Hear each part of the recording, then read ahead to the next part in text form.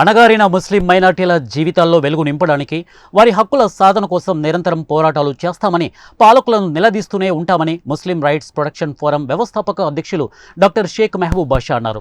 ఆదివారం నంద్యాల పట్టణంలోని స్థానిక హరూన్ ఫంక్షన్ హాల్లో నిర్వహించిన ముస్లిం గర్జన కార్యక్రమంలో ఆయన ముఖ్య అతిథిగా పాల్గొన్నారు.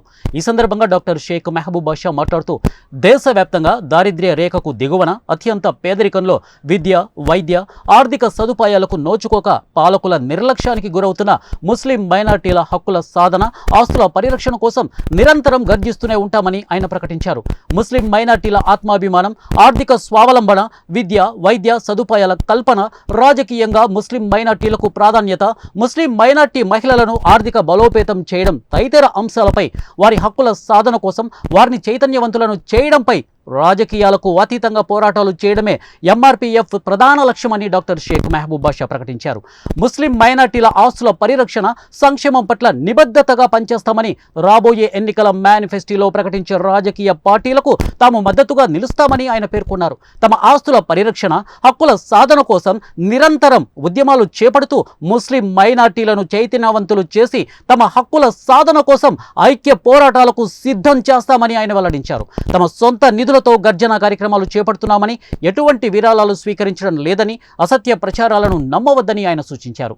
రాజకీయాలకు అతీతంగా తన జాతి హక్కుల సాధన కోసం ఎంఆర్పీఎఫ్ ద్వారా ముస్లిం మైనార్టీలను చైతన్యవంతం చేయడానికి గర్జన కార్యక్రమాలు నిర్వహిస్తుండగా స్థానిక రాజకీయ నేతలు, పాలక వర్గాలు, అధికారులు అడుగు అడుగున ఆటంకాలు సృష్టించడం పట్ల ఆయన ఆగ్రహం వ్యక్తం చేశారు. ఎన్ని అడ్డంకులు ఎదురైనా, ఎందరూ ఆటంకాలు సృష్టించినా ముస్లిం మైనార్టీల హక్కుల సాధన కోసం తన గలం ఉవ్వెత్తున గర్జిస్తూనే ఉంటుందని ఆయన ప్రకటించారు. తాము చేపడుతున్న గర్జన కార్యక్రమాలను చూసి అధికార పార్టీ నాయకులు, వివిధ రాజకీయ పార్టీల నేతలు ఆందోళనకు గురవుతున్నారని ఆయన పేర్కొన్నారు. తమ అధికార బలంతో పాలకులు, అధికారులు ఎంఆర్పీఎఫ్ గర్జన కార్యక్రమాలను అడుగు అడుగున అడ్డుకోవడానికి, నిర్వీర్యం చేయడానికి ప్రయత్నాలు చేసే కొద్ది సరికొత్త ఉత్సాహంతో వివెత్తున తాను ఉద్యమిస్తూనే ఉంటానని డాక్టర్ షేక్ మెహబూబ్ బాషా హెచ్చరించారు. ఇప్పటికైనా ముస్లిం మైనార్టీలు రాజకీయాలకు అతీతంగా ముస్లిం మైనార్టీ సంస్థల ఆస్తుల పరిరక్షణ, హక్కుల సాధన కోసం తాము చేస్తున్న పోరాటాల్లో స్వచ్ఛందంగా పాల్గొని ఐక్యంగా గలం విప్పాలని ఆయన పిలుపునిచ్చారు. కేవలం ఓటు బ్యాంకుగా మాత్రమే మిగిలిపోకుండా రాష్ట్ర, దేశ రాజకీయాల్లో మన వంతు వాటాను సాధించుకొని చట్ట సభల్లో మైనార్టీల గలం గర్జించాలని ఆయన కోరారు.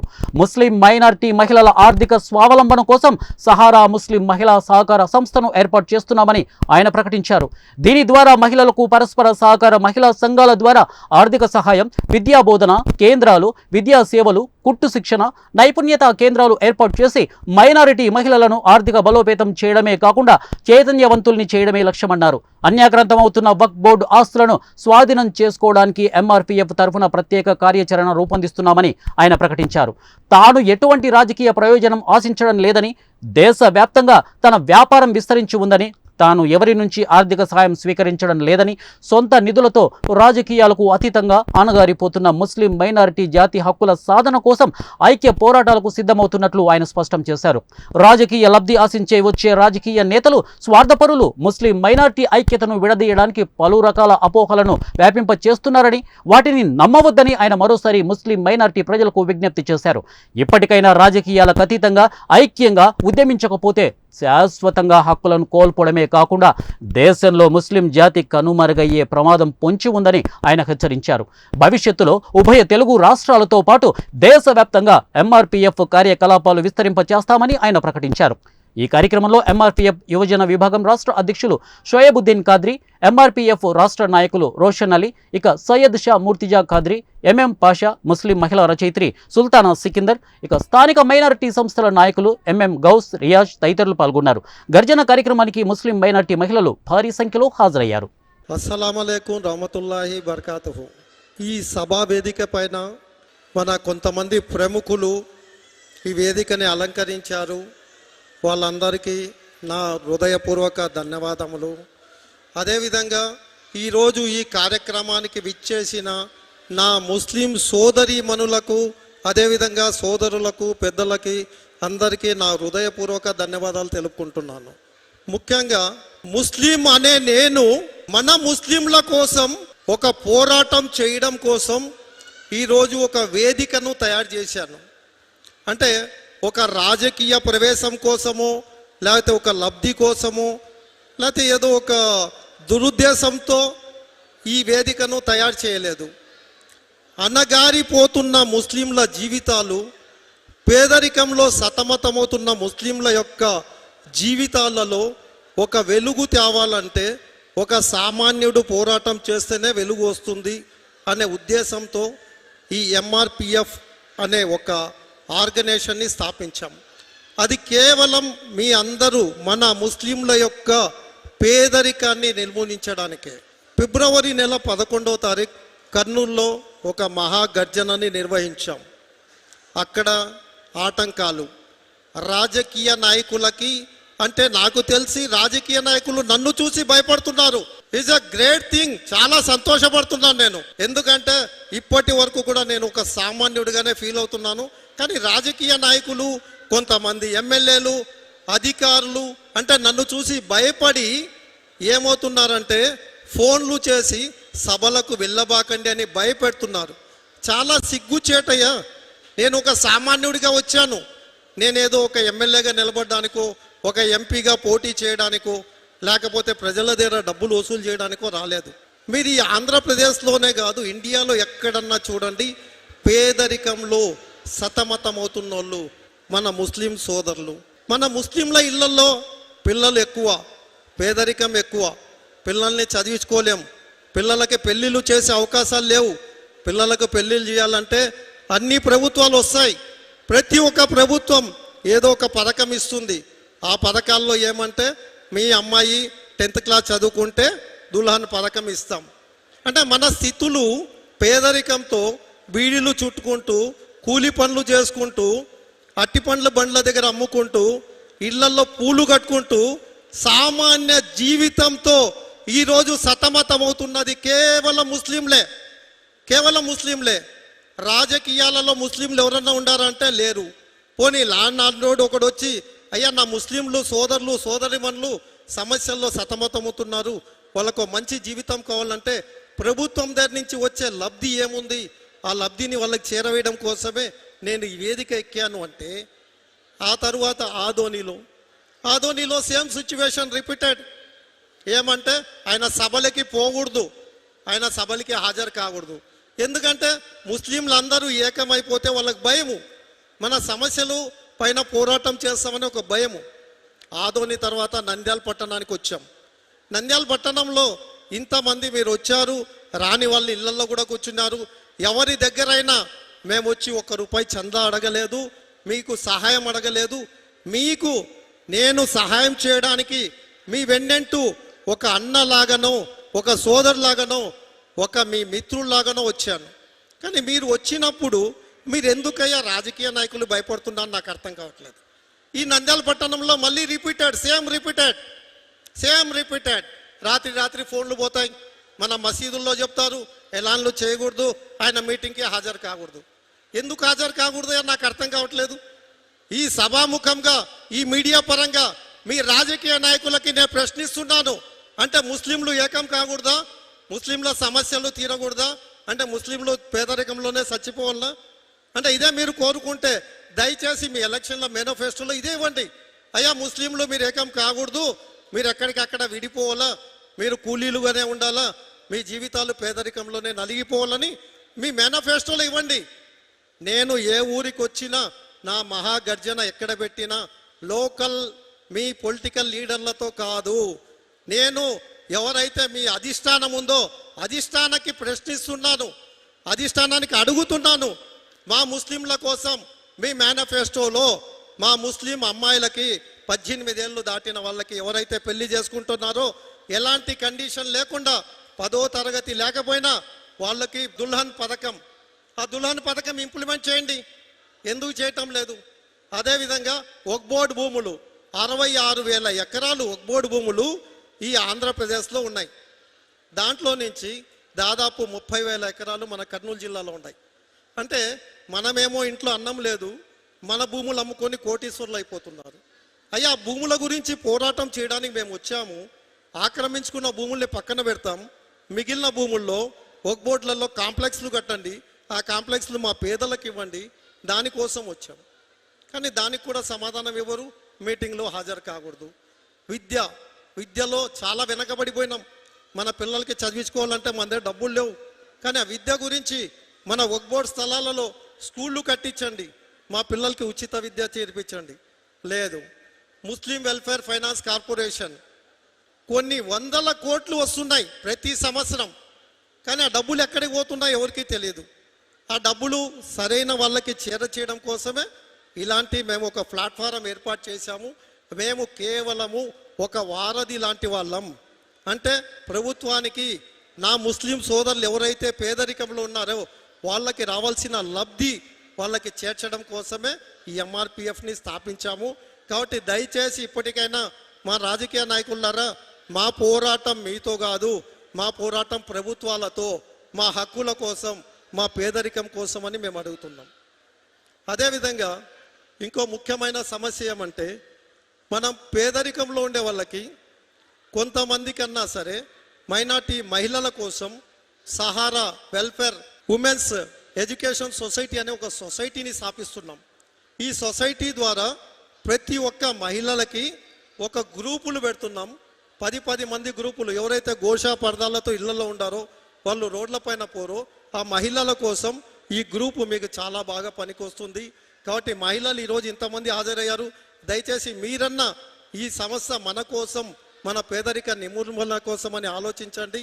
ఆ మహిళలందరూ కలిసి గ్రూపులు తయారు చేసిన తర్వాత ఆ గ్రూపుల ద్వారా మీకు ఏ వర్క్లో నైపుణ్యత ఉందో ఆ వర్క్ యొక్క నైపుణ్యకి మా శిక్షణ వాళ్ళు మీకు శిక్షణ ఇస్తారు.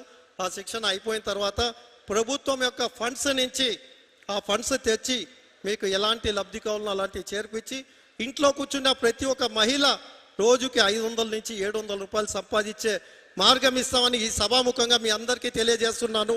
కాబట్టి మహిళలు ఇప్పటికన్నా మీరు ఇన్స్పైర్ అవ్వండి. దయచేసి మన పేదరికాన్ని దూరం చేసుకుంటాం.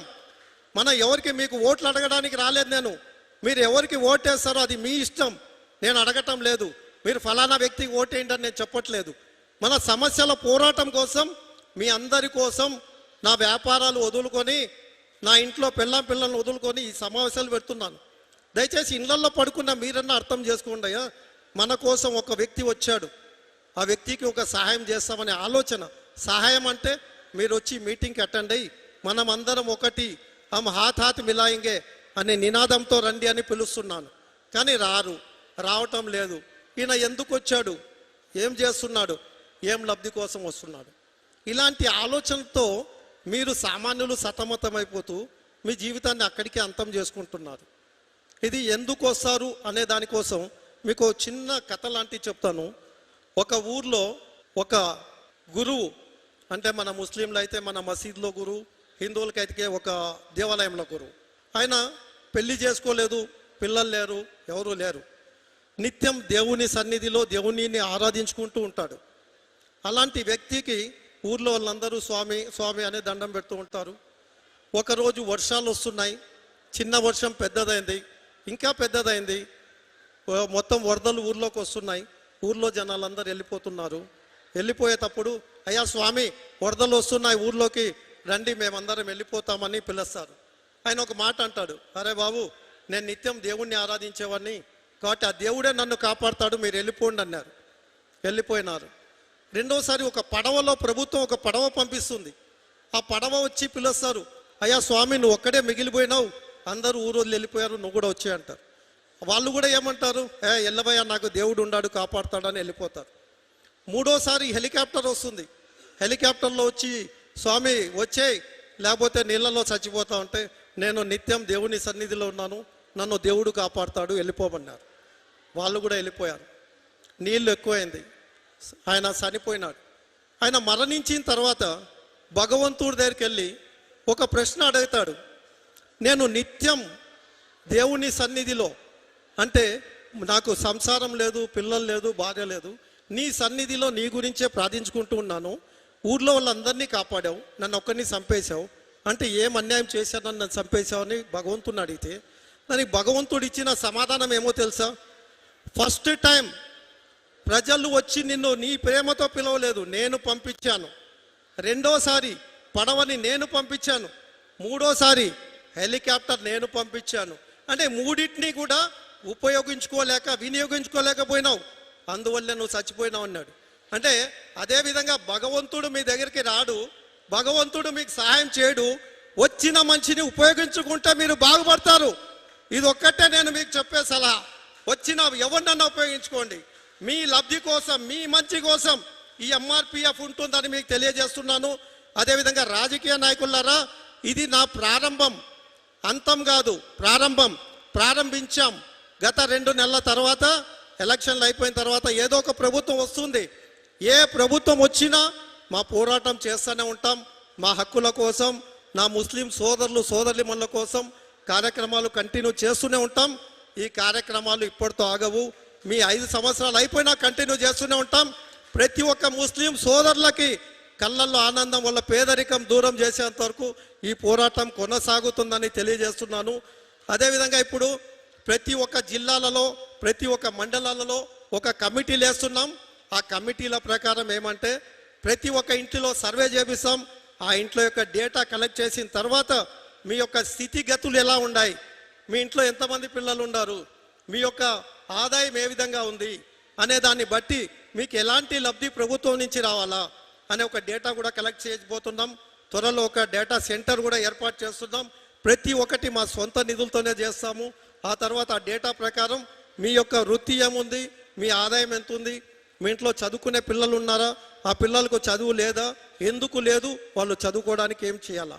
అదేవిధంగా మీ ఇళ్లలో పెళ్లి కాని పిల్లలు ఉన్నారా, వాళ్ళకి పెళ్లి కావడానికి సమస్య ఏముంది, ఒక్కటే సమస్య, ఆర్థిక సమస్య ప్రభుత్వం నుంచి మీకు రావడానికి అడ్డంకులు ఏమన్నా ఉంటే వాటిని తొలగించి ఆ అమ్మాయి యొక్క పెళ్లి కోసం మేము సహకరిస్తాము.